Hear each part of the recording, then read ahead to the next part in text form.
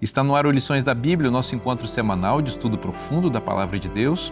E hoje vamos falar sobre crescimento em Cristo, mas com uma nota preocupante, o orgulho, que é o grande impedimento para que a gente conheça mais a Deus e cresça na graça. É sobre isso e muito mais o Lições da Bíblia que está começando agora.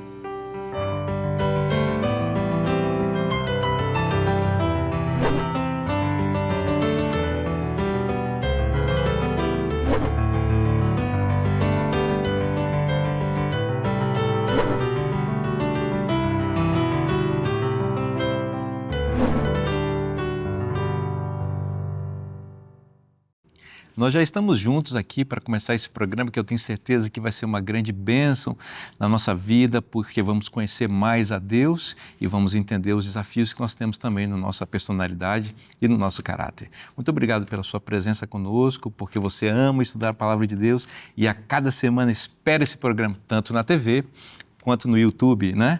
Então seja muito bem-vindo, o Lições da Bíblia está começando agora já com a nossa mesa composta. E eu vou apresentar mais uma vez os nossos participantes de hoje. Aqui à minha direita, a professora Denise Lopes. Bem-vinda, Denise.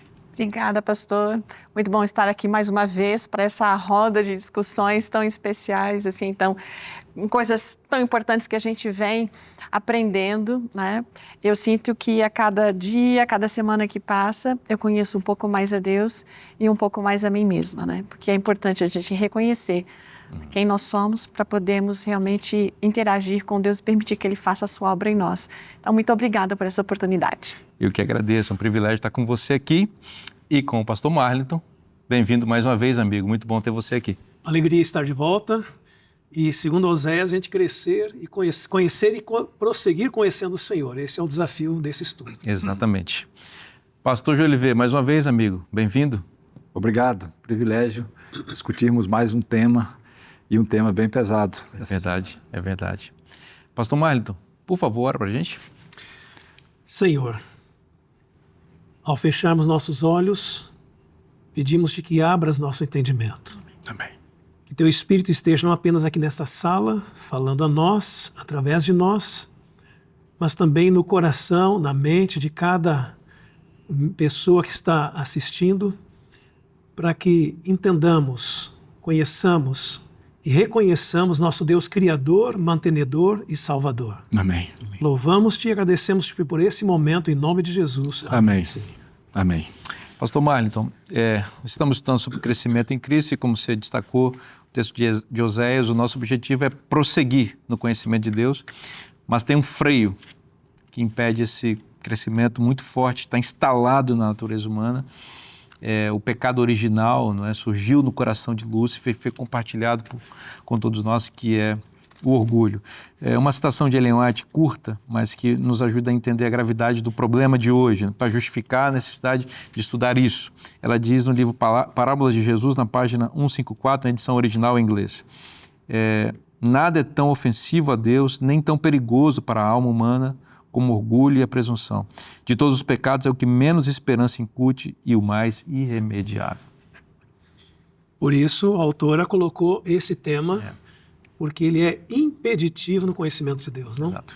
Esse título, Orgulho e Humildade, a base está no verso aqui básico do guia de estudos, né? Uhum. De Lucas 14, 11, que diz: porque todo aquele que se exalta será humilhado. E o que se humilha será exaltado. Uhum. Isso mostra que as duas palavras elas não andam juntas, né? Talvez a única expressão que une as duas palavras é orgulho da humildade. Eu vi uma vez um camarada com uma camiseta dizendo assim: eu seria perfeito se não fosse tão humilde. Uhum. E outra dizia assim, eu só errei uma vez na vida, o dia que achei que tivesse errado. Né? Então, esse é o mundo que nós vivemos, né? Quanto mais a pessoa acha que é humilde, menos ela é. No campo social, isso acontece. Eu pus aqui, e quando uma pessoa orgulhosa, ela resiste uma correção, ela tem uma autoavaliação extremamente alta, a autoavaliação dela é tudo perfeito, né? E ela substitui a dependência de Deus pela confiança própria, né? Mas o cristianismo tem outras sequelas do orgulho, né? Por exemplo, não reconhecer as falhas, não aceitar a correção, que às vezes um membro, a igreja, acha que deva ter, não admite necessidade de transformação, ouve sermões, apelos e não há mais reação, né? Porque há uma conformidade com o mundo, não, eu estou no outro nível, ou porque eu tenho muito tempo de adventismo, de cristianismo, de igreja, ou porque eu tenho um cargo, ou porque eu sou o pai. Há sempre uma desculpa, né? Não aceita conselho e usa a religião até para autopromoção. Significa que se não há humildade, não há graça. E se não há graça, não há crescimento. Então, a base para eu querer conhecer a Deus passa por eu reconhecer que eu sou criatura dependente e estar aberto à manifestação do Espírito Santo através da minha vida. O que você disse, o Denis já te passa a palavra, o que você disse sobre o orgulho manifestado na vida cristã, né? Que é um paradoxo, né? Yeah. Eu me lembrei da expressão de um teólogo chamado Stefan Charnock. Ele disse que a fé orgulhosa é tão contraditória quanto o diabo humilde. E eu achei muito curioso isso, porque a gente não pensa que no cristianismo possa haver isso, mas existe muito isso. E você colocou pontos muito importantes, né? Eu acho que não preciso de mais. Já cheguei no topo da cadeia alimentar da vida cristã. Então não adianta, não tem luz mais que possa me fazer progredir. Quando na realidade os salvos, aqueles que vão viver com Cristo no céu, vão viver uma experiência contínua de crescimento. O amor de Deus é inigualável, é incomparável, é abundante. Então nós vamos viver estudando Ele para sempre. Então aqui na Terra, com a natureza pecaminosa, muito mais precisamos de Cristo, né? A questão do cristão ter orgulho, né?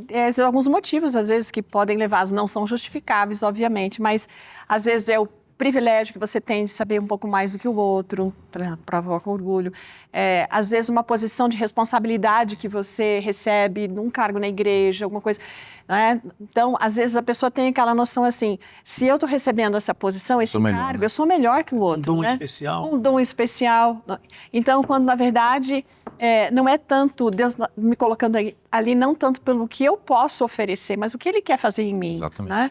Então, e aqui uma outra questão que nós poderíamos levantar é que a gente precisa manter a nossa humildade em saber quem nós somos diante de Deus para que Ele possa agir em nós, mas a gente tem que ter um cuidado também em relação a essa questão da humildade, porque alguns confundem humildade com uma baixa autoestima, né?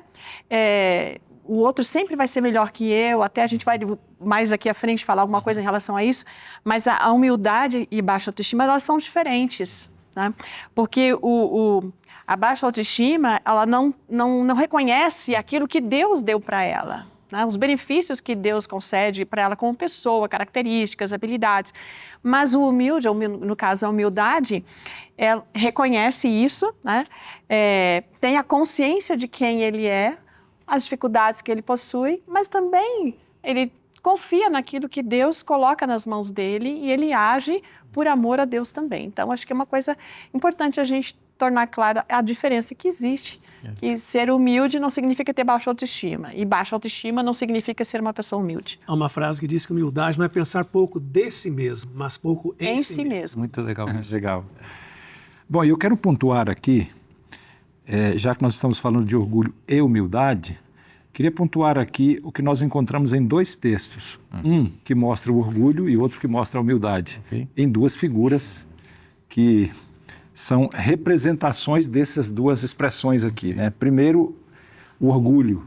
Em Isaías 14, a partir do verso 12, nós encontramos a expressão do orgulho na pessoa de Lúcifer, né? Que vem a rebelar-se no céu, etc. E interessante que quando a gente olha aqui nesse texto que fala do orgulho de Lúcifer e que se torna Satanás, a gente percebe que o orgulho é aquela tentativa de querer sempre mais, né? De querer ser superior. E a gente vai ver aqui 5 vezes ele usando a expressão eu, o eu, né? O eu no centro. E o eu sempre buscando uma posição ascendente. Olha, por exemplo, vamos ver o verso 13. Tu dizias no teu coração, eu subirei ao céu. Primeira coisa. Depois, ele quer um nível mais. Diz, acima das estrelas do céu, exaltarei o meu trono. Eu de novo. Eu de novo. E um processo ascendente. No monte da congregação me assentarei. E o monte da congregação aqui está associado com o lugar onde o trono de Deus está. Então ele diz, olha, eu quero ir subindo até chegar lá no trono, mas mais ainda, subirei acima das mais altas nuvens e serei semelhante ao Altíssimo, ou seja, quero tomar o lugar do Altíssimo. Então é um processo de querer mais, tomar o lugar do outro ou ascender-se num processo ascendente. Agora, veja o que diz o texto aqui sobre a consequência disso. O verso 12 diz assim, como caíste do céu, ó estrela da manhã. Caiu, né? E depois o verso 15 diz, contudo serás precipitado para o reino dos mortos, no mais profundo do abismo. Acontece exatamente o contrário. Quem quer subir, cai, né? É aquela questão, o orgulho precede a queda. Né? Provérbios 16, 18. Provérbios 16, 18. Aí a gente vai agora para o livro de Filipenses, capítulo 2, a gente vê exatamente o contrário disso. Agora na pessoa de Cristo. Aqui em Filipenses, o capítulo 2, a partir do verso 5, o texto vai dizer assim,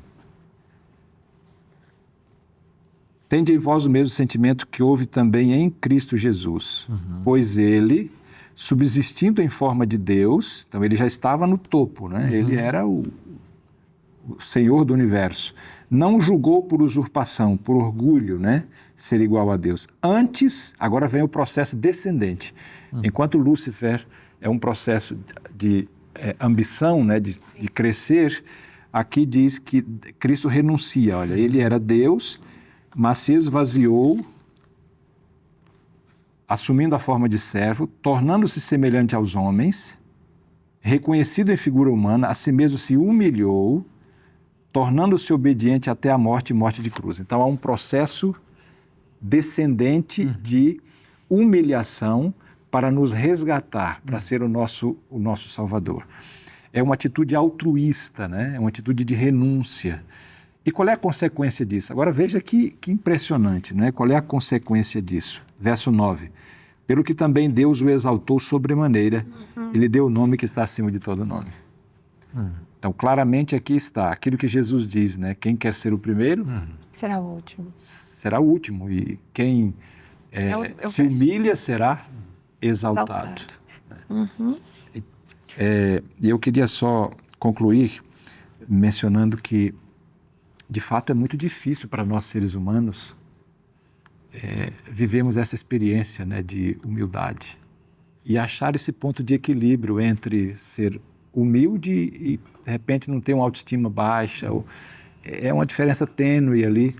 Eu acho que o relacionamento com Cristo, o relacionamento com Deus, uma vida de oração, é que dá para a gente esse equilíbrio aí, para a gente viver uma experiência de humildade, mas ao mesmo tempo ter uma boa autoestima, ter confiança em Deus e poder ser usado por Deus também. Eu acho que um bom parâmetro para a gente saber o que é orgulho e, ao mesmo tempo, não menosprezar as virtudes, as qualidades que aparecem na vida de pessoas que são bem-sucedidas, né? E que, às vezes, são confundidas com pessoas orgulhosas, né? É o seguinte, eu me lembro de uma citação do C.S. Lewis no livro Cristianismo Puro e Simples. Ele falou assim, olha, o prazer do orgulho não é em ser bonito, inteligente ou rico. Ele falou 3 coisas que as pessoas desejam ser, né? Bonito, inteligente ou rico. O prazer do orgulho não é ser isso. O prazer do orgulho é ser mais bonito, mais inteligente e mais rico que os outros. O orgulho está sempre numa relação de comparação. É sempre tendo alguém como parâmetro. É por isso que o orgulhoso, ele está sempre olhando para baixo. Ele está sempre olhando para as pessoas que estão embaixo. Para baixo. De cima para baixo, exatamente. Ele não pode olhar para cima, porque olhar para cima significa ele enxergar o superior e ele não quer ver. O orgulhoso, na realidade, ele olha para baixo ou ele olha para frente para enxergar um espelho refletindo a sua própria imagem. Ele só enxerga a si mesmo e as pessoas que estão debaixo de si. Então, acho que a gente precisa aprender a olhar para cima no sentido de que nós temos um Deus que é superior. Quando nós colocamos a nossa vida em comparação com a de Deus, a gente percebe que a gente não é nada, que a gente precisa dele, que nós temos nossas virtudes, mas também nós temos nossos defeitos, e nossos irmãos também têm as mesmas coisas, virtudes e defeitos, e todos estamos juntos, igualmente precisamos da mesma graça do mesmo Deus, né? O que você mencionou aí me fez lembrar de que o orgulho, ele alimenta o egoísmo. O orgulho é alguma coisa mais interna, né? Ali no sentido do desejo, mas ele vai alimentando o ego. Então, ela se torna egoísta e o egoísmo acaba sendo, então, agora a evidência, o fruto do orgulho. É como se fosse as ações, né, que você vai tomar para conseguir o que você deseja. O antídoto para isso é a humildade, tanto para o orgulho quanto para o egoísmo, né? Só que daí, lembrando da lição anterior que a gente viu lá, é o Senhor que vem batendo na porta do coração, né? É o Senhor que vem falando para Laodiceia, porque na hora que a pessoa passa a desenvolver o orgulho e o egoísmo, que espaço tem para Deus na vida dela? Né? Então, aí vem o Senhor com apelos insistentes, vem com aquilo que a gente viu na semana passada, às vezes é uma disciplina, uma repreensão, para acordar a pessoa, porque a queda virá. E esse não é o desejo de Deus. Não é, verdade. Eu li 2 frases na lição em algum momento aqui, nessa semana, que eu queria ressaltar. A primeira diz assim, o que é ser orgulhoso? É ter a sensação de ser superior. Agora, como é que nasce o orgulho? Diz lá a frase, nasce no desejo de provar que temos valor. Só que, por isso que quem tem Cristo não precisa isso, né? Porque quem tem uma experiência com Cristo entende, eu sou o Filho de Deus, Cristo morreu por mim, eu tenho valor, eu não preciso provar nada, né? Aí o indivíduo que... E às vezes é interessante, né? Quem se exalta muito e que quer aparecer ou que quer ter posição, quer tomar o lugar do outro, enfim, essa pessoa, no fundo, tem uma autoestima muito baixa. Ela não tem confiança. E quando a gente tem uma relação pessoal com Deus, Deus dá essa segurança para a gente, né? Que não precisa buscar o egoísmo, o orgulho. E eu acho que você falou aí, tem a ver com... Existe um orgulho que a gente podia defendê-lo, que é um chamado santo orgulho, né? Qual é a diferença dele? Por exemplo, a gente é salvo em Cristo. Tem pessoas que acham que é orgulho dizer que é salvo em Cristo. Mas se não tiver certeza da salvação, a cruz não faz sentido, né? Eu não estou dizendo que eu serei salvo, mas eu estou salvo pela graça de Cristo, ele é suficiente. Quando eu reconheço que o mérito não é meu, esse dom que eu estou desenvolvendo não é meu, é de Deus. Eu não me comparo com ninguém, eu não rebaixo ninguém, eu não me exalto, mas eu reconheço os valores, os dons, os bens que Deus me dá. Quando eu dou ao sujeito um crédito a Deus, então, eu sei que a palavra santo orgulho é meio estranha, mas é uma gratidão. E eu acho que o ser humano, o cristão, precisa reconhecer que ela tem bênçãos, sem dúvida. E a gente tem orgulho de ser chamado de filho de Deus, mas o mérito não é nosso. Eu acho que é excelente essa observação, porque Deus nos dá coisas muito lindas na vida. Deus nos dá saúde, Deus nos dá prosperidade para alguns, Deus dá bênçãos infinitas e nós não precisamos ter medo de usufruir essas coisas. Elas são bênçãos de Deus. Nem de divulgar. Exatamente. Agora, qual que é o ponto para não ser orgulhoso? Use essas coisas exclusivamente para a glória de Deus e não para a sua própria glória. Quando você estiver usando tudo que você tem e o que você é para a glória de Deus, você está passando longe do orgulho. Vamos fazer um breve intervalo agora? Não sai daí, o programa Lições da Bíblia volta já já.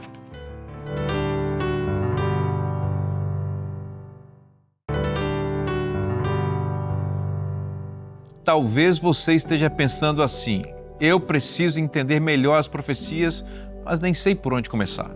Eu tenho um material seguro para você.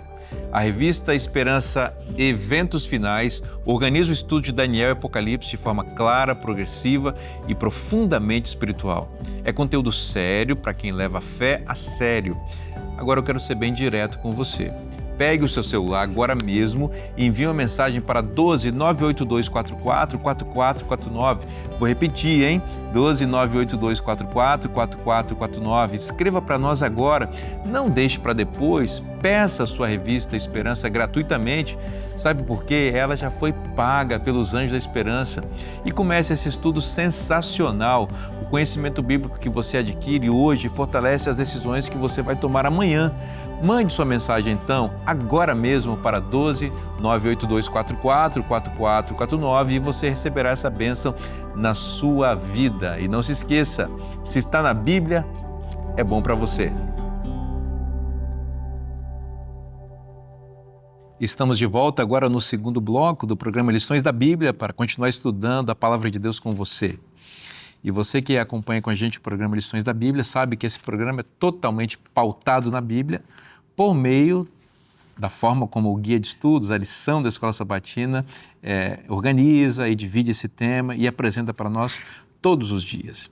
Então, eu queria fazer um convite especial para você a visitar o site lições.cpb.com.br para você também poder adquirir o seu guia de estudos. Eu já expliquei aqui para você, não é? 2 formas de você ter esse material. Ou você faz uma assinatura, e eu recomendo que você faça essa, porque é muito bacana, porque imagina, o guia de estudos já chega com antecedência, igual nossos convidados aqui que receberam com alguma antecedência esse material, puderam se preparar e trouxeram estão trazendo, né, esse conhecimento todo aqui, você também pode ter. Já pensou que legal? Você está assistindo o programa Lições da Bíblia, independente de sua denominação, se você é adventista, é cristão de outra denominação, você está com o seu guia aí acompanhando o que está sendo falado aqui.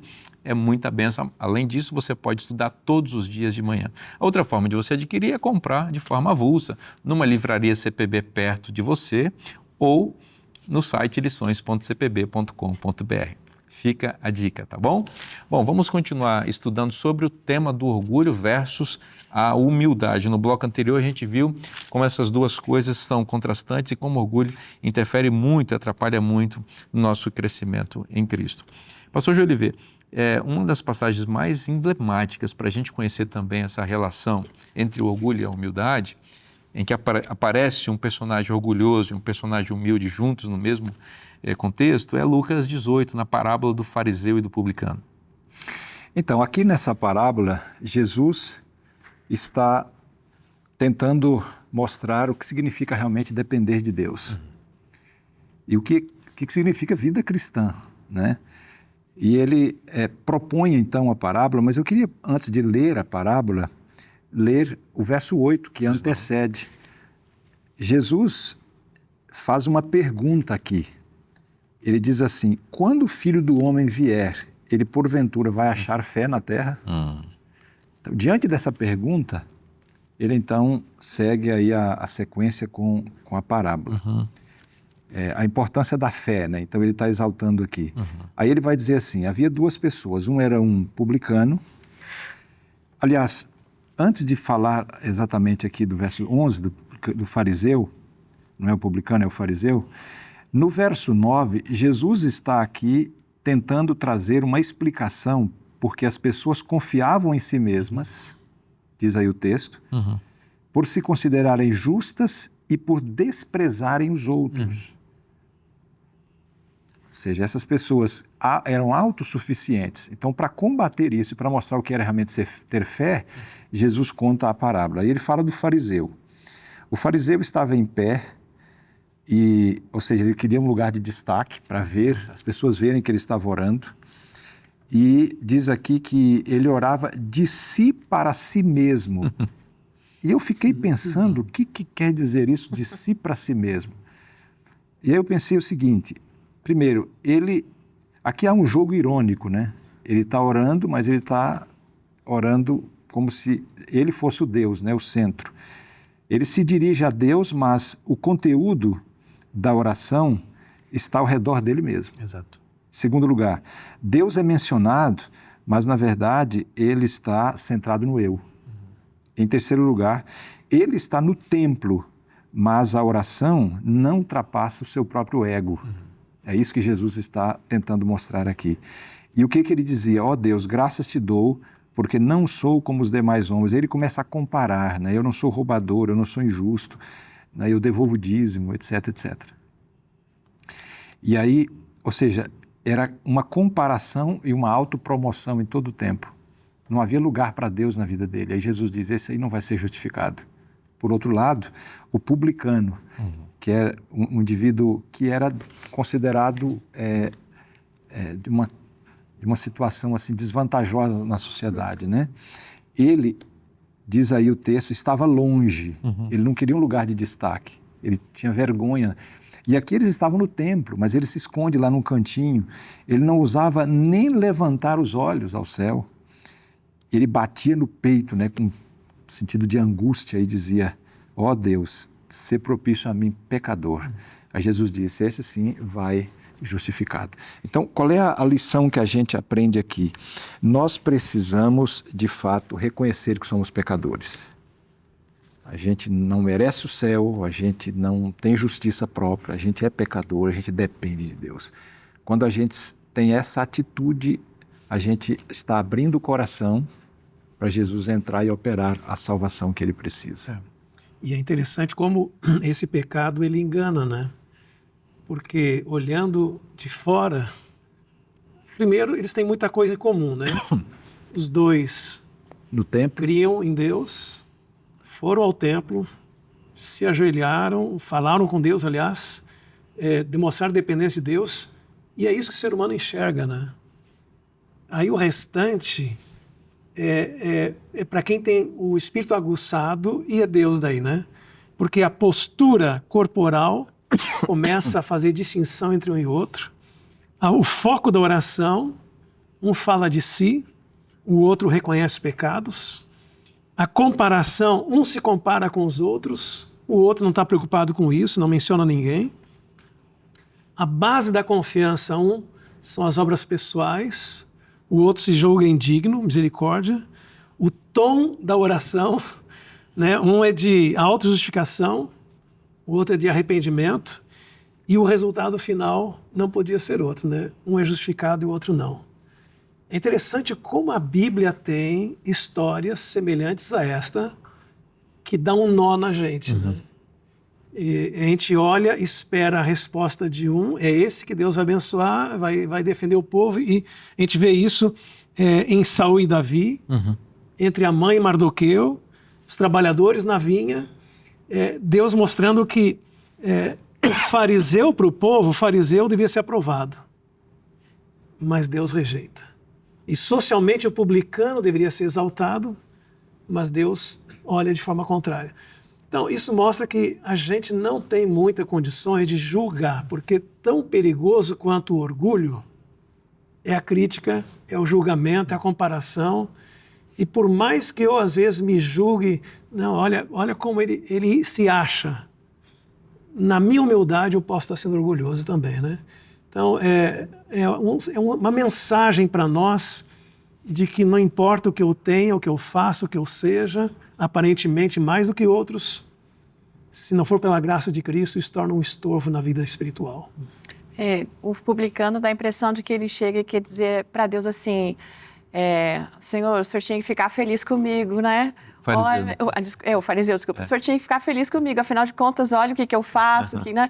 E será que a gente não pode cair nesse mesmo problema? Sempre. Porque, de alguma maneira, ele foi ao templo, e eu acho que ele também tinha desejo de receber mais bênçãos. E muitas vezes a gente pode estar fazendo coisas para Deus com a intenção de receber dele alguma coisa, né? Então, só que assim, como já foi dito aqui, ele estava buscando uma justificação pelas obras. E o publicano, ele se quebranta, né? Ele se quebranta. O que me faz pensar e traz para gente tranquilidade e alerta. A tranquilidade, que Deus olha o coração e as motivações, as intenções. Né? Deus faz a leitura correta. Isso é uma coisa boa? Mas isso também tem um outro lado de alerta para mim. Porque eu posso querer esconder o sol com a peneira diante de Deus.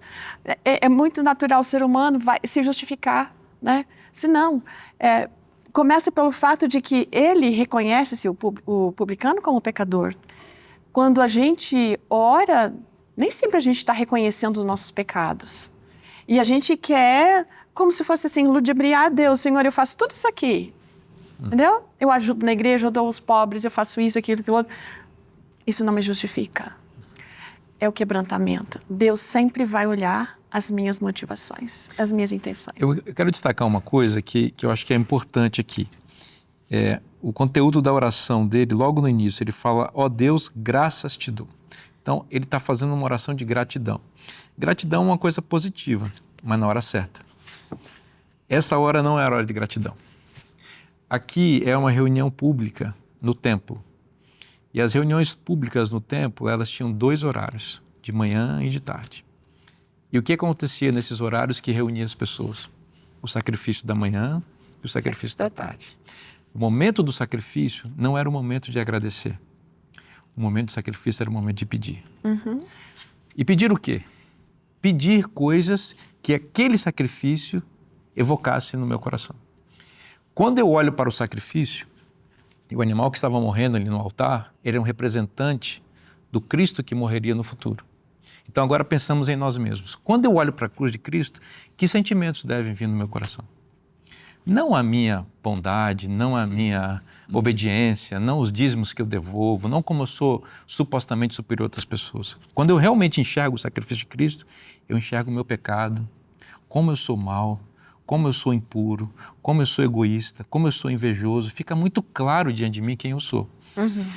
Visivelmente, o fariseu, ele não está usufruindo da maior bênção diante da qual ele estava, porque ele não enxerga nada além dele mesmo, ele só enxerga a si mesmo. Por isso que a oração dele é de si para si mesmo. Curiosamente, sobre o publicano, é dito que ele nem ousava levantar os olhos para o céu. Talvez essa expressão sugira para nós que ele não ousa olhar os olhos para o céu, levantar os olhos para o céu, mas que isso permite que ele olhe o que está acontecendo na horizontalidade. O que está acontecendo na horizontalidade? O sacrifício. E quando ele enxerga o sacrifício, ele vê quão mal ele é. Por isso que ele bate no peito. Jesus disse, olha, é do coração que procedem os pecados. Bate no peito. Ele está dizendo assim, eu não quero esse coração aqui. Esse coração, eu sou o que eu sou por causa desse coração. Então, o cirurgião divino, cirurgião cardíaco divino, faz um transplante em mim, coloca um novo coração, ser propício a mim, porque eu sou pecador. Então, curioso, porque ele vai para o sacrifício não agradecendo, como o fariseu, ele vai para pedir um novo coração. Eu fico pensando, quantas vezes nós já caímos de joelhos chorando, pedindo perdão, reconhecendo, porque, pastor, a questão de orgulho, egoísmo, são coisas naturais do coração do ser humano, mas a gente reconhece. Isso é muito difícil. É muito... Não, o orgulho não deixa a gente reconhecer isso, mas a gente precisa fazer esse exercício. Talvez eu não venha de pronto já clamando por perdão, mas eu preciso dar o primeiro passo. Senhor, eu tenho um coração orgulhoso, eu tenho um coração egoísta, eu reconheço isso, quebranta. E sabe que à medida que a gente vai se aproximando de Deus nesse sentido, de tornar muito claro os pecados que são para nós ocultos, né? Ou seja, são apenas difíceis de serem reconhecidos, Deus vai limpando e Ele vai nos purificando. Eu tenho a sensação que quanto menos a gente ora, quanto menos a gente comunga com Deus, mais a gente se torna inseguro e mais a gente olha para a gente mesmo e mais sensível a gente se torna. E aí começa a desconfiar de todo mundo, começa a ter ciúme, E quando a pessoa tem uma experiência profunda com Deus, ela é segura em Deus. E aí vem as dificuldades, ela não importa, ela tem Deus, né? Deus é o suficiente na vida dela. Então, quando Deus não é suficiente, o nosso eu ocupa o lugar e aí é um desastre total. A gangorra, né? Lembrando o ponto que o pastor Márcio colocou no início, é aquela questão da oração orgulhosa. Ela existe, né? E aqui nós temos um caso bíblico, né, de um fariseu que está orando, mas não está orando de verdade. Uma das expressões da língua original hebraica para oração, tem várias, mas uma das palavras é leitpaléu, que significa orar, mas que significa julgar a si mesmo. Toda vez que você ora de verdade, você está fazendo um auto-julgamento. Você está diante do espelho. Então não adianta, se você está orando, mas você está vendo os outros, você está vendo os defeitos dos outros, você não consegue enxergar o seu próprio coração, suas próprias necessidades, essa oração, ela não passa do seu próprio coração, muito menos do teto ela sobe. Então qual que é a oração que chega no trono? É a oração que você se compara com Cristo. Então quando você se compara com Cristo, meu amigo, aí você vai ver quão pequeno você é e quão necessitado da graça você é. Moisés é um outro personagem bíblico mencionado aqui que foi considerado o mais humilde de todos os homens, né? E ele teve experiências profundas com Deus. Talvez a gente não vai conseguir esgotar Moisés aqui nesse bloco, porque eu sabia que esse fariseu, esse publicano ia... Dá o que falar. Ia dar o que falar, né? Mas só para a gente não deixar de falar do Moisés também, para ele não ficar triste com a gente, até porque ele pode estar até assistindo isso aqui, né? Moisés era um homem muito manso, mais do que qualquer outro na terra. O que vocês têm a dizer rapidamente sobre Moisés? Olha, eu acho que Moisés tinha motivo para ter um certo orgulho, né? Porque, veja, você ser escolhido aos 80 anos para liderar uma nação, tirar da escravidão do Egito, só aí mesmo que ele tenha demonstrado humildade no início, mas poderia se julgar. Uma academia cristã disse que, levantaram alguns números, que Moisés deve ter alimentado 3,5 milhões de pessoas, ter tido à disposição 1.500 toneladas de alimento por dia.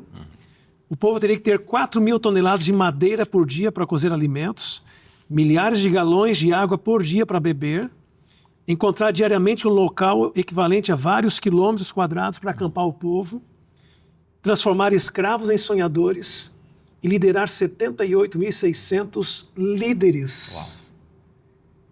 Ele tinha motivo para ter orgulho, não? E nós vemos um homem dizendo, Senhor, salva esse povo, senão risca-me.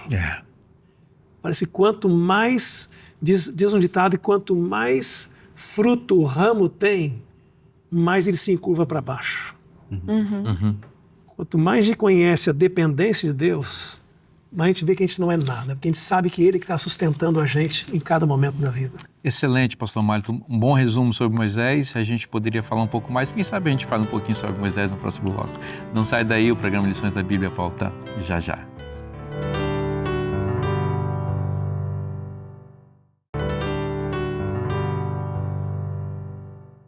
Estamos de volta agora para o último bloco do programa Lições da Bíblia de hoje. E quanta coisa especial nós estamos aprendendo aqui, não é? E a minha gratidão a você que é Anjo da Esperança, porque é por causa das suas doações que esse programa pode ir ao ar e chega à casa de muitas pessoas, levando a mensagem da salvação. Muito obrigado. Se você ainda não é Anjo da Esperança, ainda dá tempo de você se juntar a essa corrente do bem. Manda uma mensagem para o WhatsApp que está aparecendo agora na sua tela e a nossa equipe vai acolher com muito carinho a sua mensagem e vai ajudar você a também se tornar o Anjo da Esperança. No bloco anterior, nós estávamos conversando aqui sobre orgulho e nos detivemos um pouquinho mais sobre a parábola do fariseu e do publicano e lindas lições foram apresentadas aqui. Mas concluímos o bloco falando sobre Moisés, e que foi a pessoa mais humilde que já pisou sobre a terra, segundo a própria Bíblia, né? E nós vamos continuar falando um pouquinho mais sobre ele, não é isso, pastor Geliver?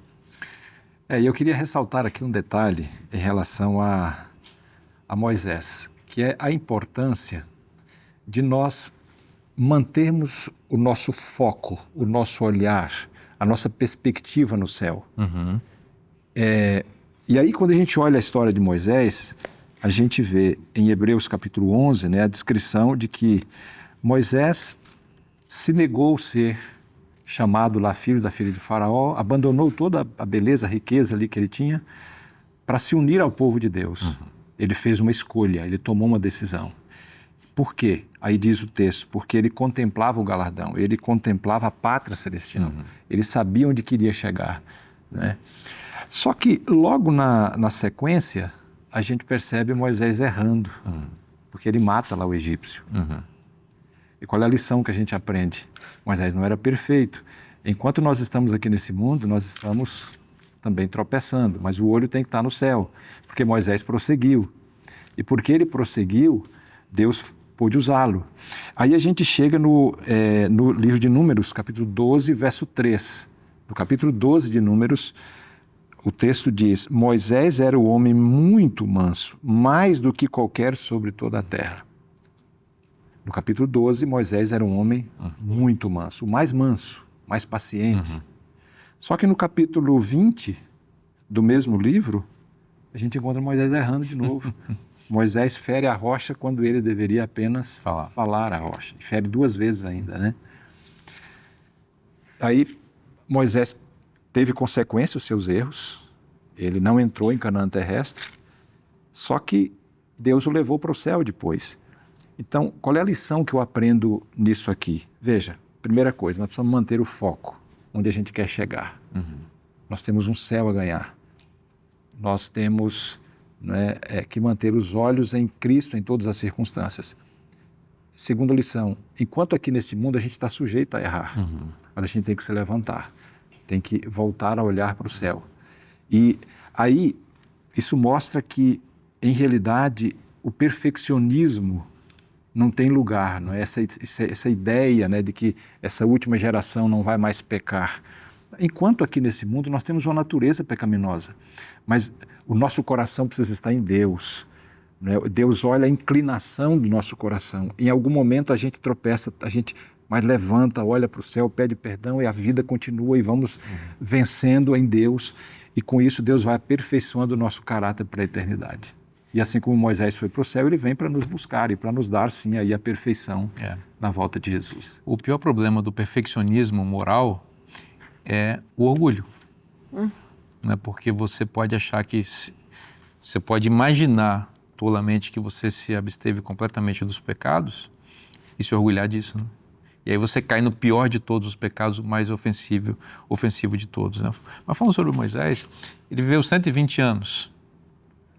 40 anos os primeiros no Egito, 40 anos em Midian como pastor de ovelhas, depois 40 anos no deserto, na jornada. Eu creio que tem sido Dwight Moody que falou sobre Moisés, que ele viveu 40 anos no Egito achando que era alguém, depois 40 anos em Midian achando que não era ninguém, e depois 40 anos no deserto acreditando no que poderia se tornar pela graça. Ou aprendendo a ser alguém. Aprendendo a ser alguém conforme Deus havia sonhado para ele. Então, é uma trajetória...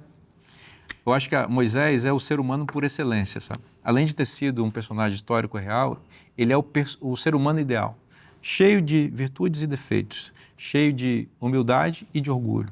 Porque nós somos assim. Nós não somos perfeitos. Então, nós temos que olhar para a vida dele, por exemplo, e de muitos outros personagens da Bíblia, e enxergar o que Deus pode fazer.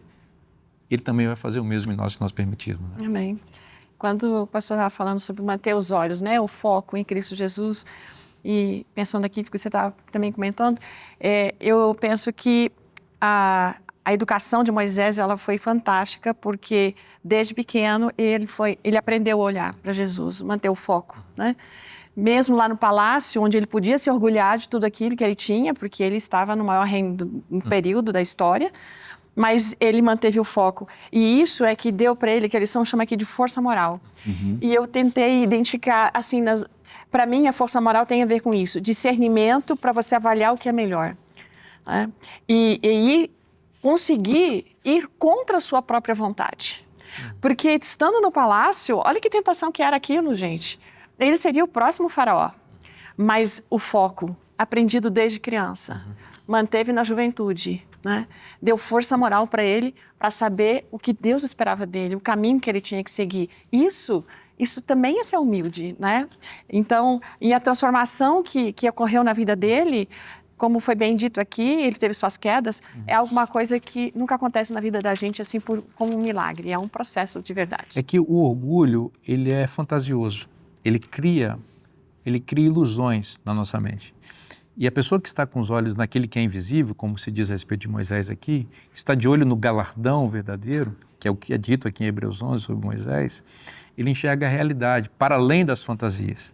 Então, o trono egípcio, os prazeres egípcios, as riquezas egípcias, aquilo eram prazeres transitórios do pecado. Sim. E ele disse assim, eu não quero isso. Ele tinha uma mentalidade sábia de investimento. Ele preferiu ser maltratado junto ao povo de Deus, a usufruir dos prazeres transitórios do pecado, porque ele contemplava aquele que é invisível e ele contemplava o galardão. Sabe o que é isso? Isso é inteligência. a humildade, ela é inteligente, o orgulho é burro, o orgulho é tolo. Porque o orgulho faz você achar que coisas sem valor são extremamente maravilhosas. Não, eu quero isso, eu quero essa riqueza, eu quero esse prazer, eu quero... Enquanto que a pessoa sábia mesmo, ela reconhece que essas coisas cheias de brilho do mundo, elas são vazias. E que o valor real mesmo está em Cristo e no galardão.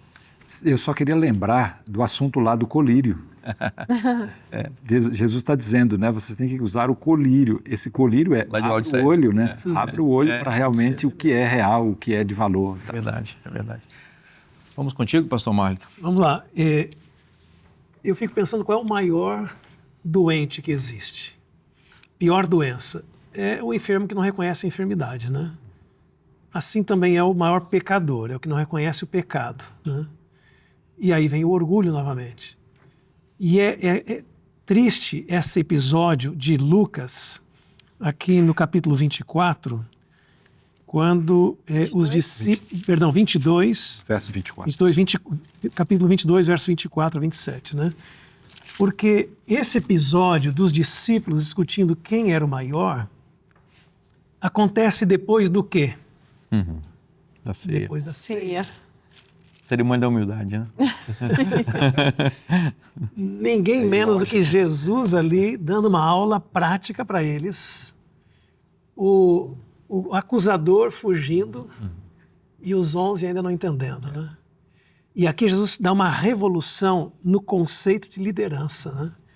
Porque ele diz assim no verso 25, os reis dos povos dominam sobre eles e os que exercem autoridade são chamados benfeitores. Olha a crise, o povo bajulando quem era sagaz, né? Mas aqui vem a mensagem, vocês não são assim, não são, pelo contrário. Maior entre vós seja como menor e aquele que dirige seja como o que serve. Os princípios de liderança hoje falam na pirâmide invertida, né?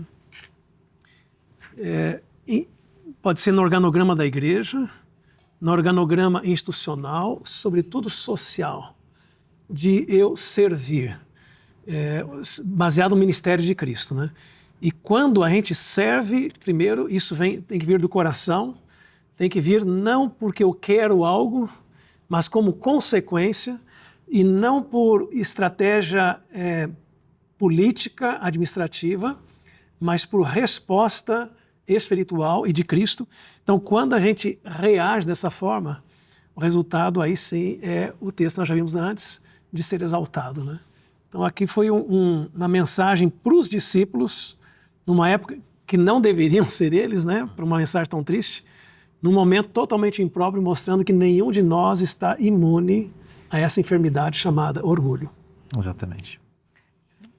O que eu vejo, me lembra aqui um pouco, né, nessa questão do apóstolo Paulo, porque ele era Saulo, primeiramente, era cristão, zeloso. Me dá a impressão que ele tinha orgulho de ser zeloso, né? E Deus usa as maneiras de chegar a gente, porque aí entra quão bonito é o amor de Deus por nós, porque Ele vê na gente potencial, mesmo quando aquilo que não é bom está aparecendo e todo mundo está vendo. E o Senhor organizou alguma coisa ali na estrada de Damasco. E é interessante que no momento em que Saulo se quebra ali, que fica cego, aí ele volta a enxergar a si mesmo. Aí o colírio parece que cai nos olhos dele e ele reconhece o quão zeloso ele era, né? E ele realmente se transforma numa pessoa humilde e a ponto de dizer que ele era dos pecadores, era o pior de todos eles. Então, Deus trabalha porque Ele quer a nossa salvação. Ele resumiu isso aí que você falou numa expressão, né? Quando sou fraco, é aí que eu sou forte. É aí que eu sou forte, né? Aí a gente entra na sequência aqui da lição, desse mesmo capítulo, no verso 27, onde Jesus diz assim, no meio de vós, eu sou quem serve. Lucas 22, 27, né? Lucas 22, 27. No meio de vocês, eu sou como quem serve. E, de fato, ele tinha servido os discípulos na ceia, pouco anteriormente ali, né? Então, Jesus está tentando nos mostrar aqui a importância de a gente seguir o exemplo dele Ele é o nosso exemplo, né? E lá no livro de Filipenses, a gente já leu anteriormente, Paulo diz assim, que a gente deve seguir o exemplo de Cristo, porque ele deixou a glória para vir aqui nos resgatar, se humilhar e ir à morte mais humilhante, a morte de cruz. Ele desceu no ponto mais baixo, né, para poder nos resgatar. Então, parece-me que aqui a grande lição que a gente aprende é que para o nosso ego desaparecer, nós precisamos nos colocar numa posição de servir. Né? E aí eu lembro daquele texto que eu mencionei do Caminho a Cristo, que Ellen White menciona que entregar tudo é entregar o coração, a vontade e o serviço. Uhum. Né? Quando a gente entrega o coração, a vontade e o serviço, aí realmente a gente está se esvaziando e esse é entregar tudo para receber tudo que é Cristo. E na sequência, nessa mesma página, ela menciona algo que eu queria ressaltar aqui. É nessa página que ela diz assim, consagrai-vos a Deus pela manhã, fazei disso sua primeira ação e tal. E ela diz para a gente ali olhar para Cristo, colocar nosso foco em Cristo e não em nós mesmos. Que, de fato, Cristo seja o nosso exemplo, né? E a gente possa segurar na mão dele. Amém. Que Cristo seja o nosso exemplo, que a gente possa segurar na mão dele, que nós possamos aprender dele, porque ele é manso e humilde de coração, que a gente aprenda a encontrar descanso para a nossa alma nele, que a gente aprenda que ele é o Senhor, que ele está no controle, que nós somos seus filhos amados por ele. A verdadeira humildade, a humildade de Cristo, ela está na Bíblia. E se está na Bíblia, é bom para você. Eu te espero na próxima semana, que Deus te abençoe muito, um forte abraço. E você segue agora com o programa Mensagem por Elas, por Ela. Denise continua com a gente no ar, na Tenda Novo Tempo, não saia daí.